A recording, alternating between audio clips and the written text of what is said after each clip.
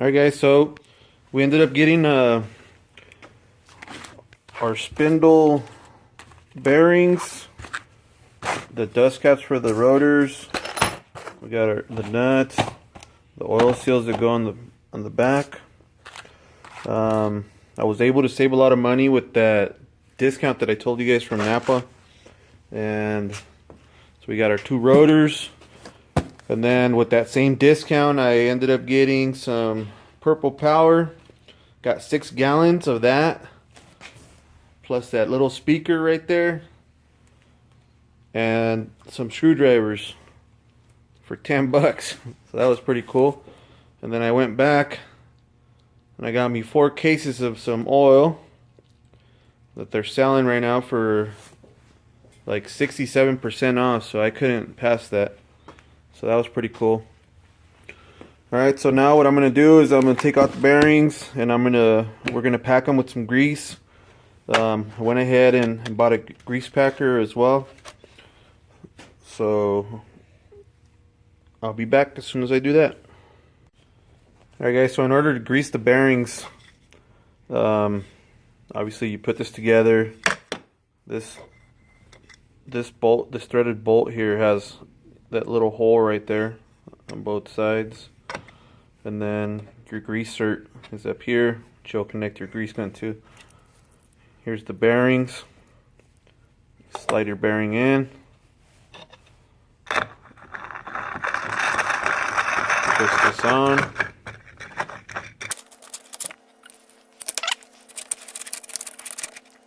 Once you twist it on, so you can see, there it is. So now I'm going to go ahead and get my grease gun and then we'll get it packed. Alright, so once you pump it full of grease, that's kind of what it looks like right there. Grease will start to come out the bottom.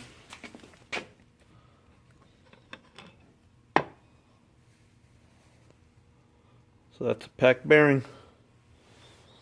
This one will be for the rear. So now I'm just going to go ahead and do the other ones. I'm not going to bore you with all of them. Alright guys, so once you got everything done, here's the rotors. The races for the bearings are already installed on the rotors. But when you buy the bearings, it comes with them. So I'm just going to put those aside. Remember the rear bearings are the bigger ones, so those ones will go in the back, and then the oil seal will go in. So now I'm gonna try to find a piece of wood so that I could put this in, and then I can flip it over and go ahead and put the smaller bearing in. And then I also bought some dust caps and the locking kit. Well, we didn't find a piece of wood, but found a rubber mallet. So you just go easy around it until it goes all the way in, and then that's that. Go ahead.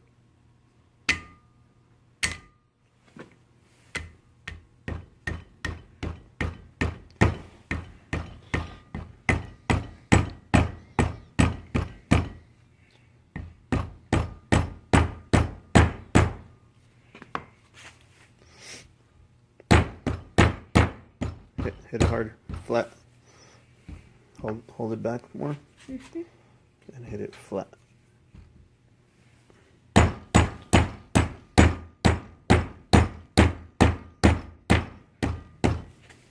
Harder. So when you're doing this, you want to make sure that you're hitting it flat. Hold that.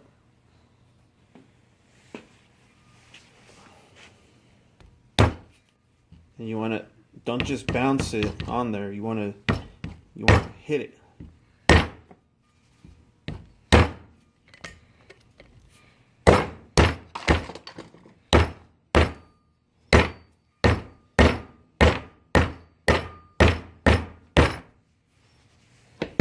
See? Okay, so once it's in, it'll be flush. It's got to be flush around. And remember to put that bearing in there first, because If not, you're gonna have to go buy a new seal. You'll probably ruin this. I actually saw a trick on YouTube where a guy cut out a big washer. He cut the washer in half, and then he stuck it in. He stuck the washer in here behind the seal and the bearing, and then through the other side he used a socket and put the socket all the way through where it landed on the washer, and he hammered it out, and he was able to reuse his oil seal.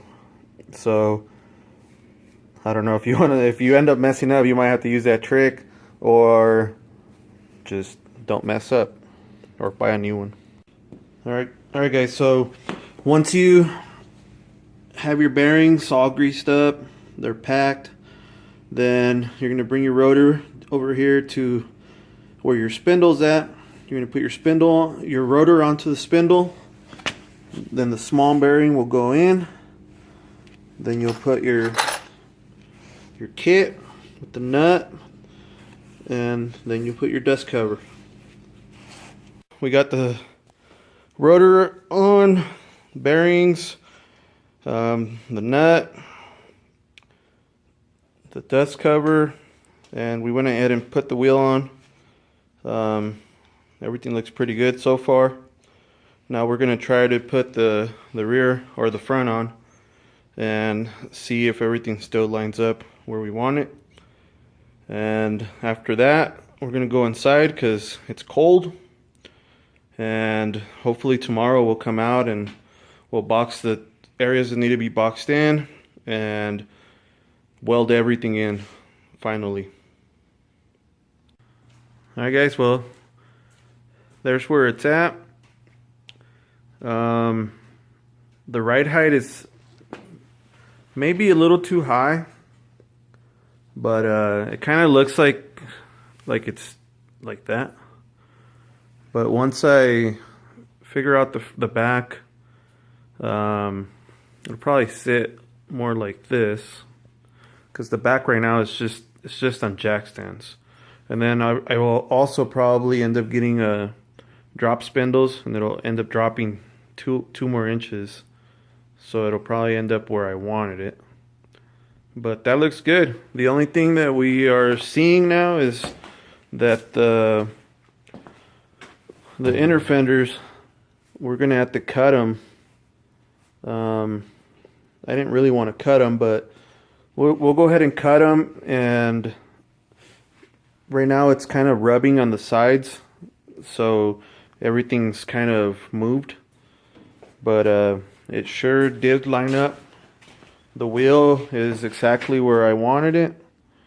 It looks good.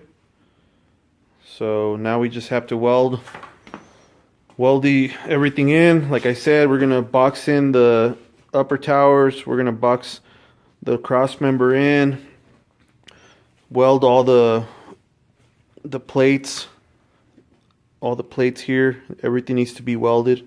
It's too cold right now, so we'll probably end up doing it tomorrow, but at least everything's where we want it. So we'll give you guys an update. Hey guys, so I got everything welded. So you can see some of my welds look pretty good. Others, it was kind of awkward to really get the weld. So some of them don't look very good, but I'm gonna go ahead and grind them down anyhow. Try to make it look a little bit more flush and make it look a little better.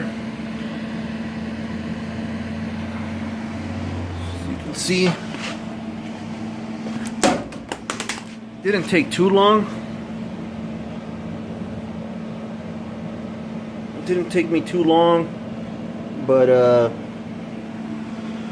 finally it's done. Like I said, I just have to grind some of the welds and then put my front in. I'm gonna go ahead and put both lower and upper control arms, my spindles, put the wheels on in the front, and then I'm gonna throw the front end on, and just call it good on the front end.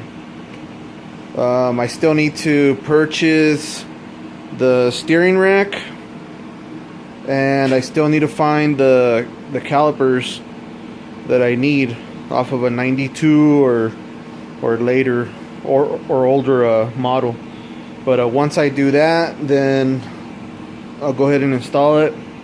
The other thing that I need to do now is I really need to clear out my garage. I need to move some stuff over to the side. I need to get the Talon moved out of the way, and then I need to get the bed and everything in the back of the truck off of there so we could start on that triangulated 4-link. Also, I have a trailer all the way back there. It's a little 4x6 trailer that I use for camping. You guys have seen some of my videos on that. I'm thinking about putting that in my backyard. My backyard's pretty big, so it should fit, but I need to pull out one of the posts for the fence and go from there. But that'll come later. At least for tonight, I'm done. I need to go eat some dinner, and we'll get on this again tomorrow. Thanks for watching, guys. Please don't forget to subscribe, comment.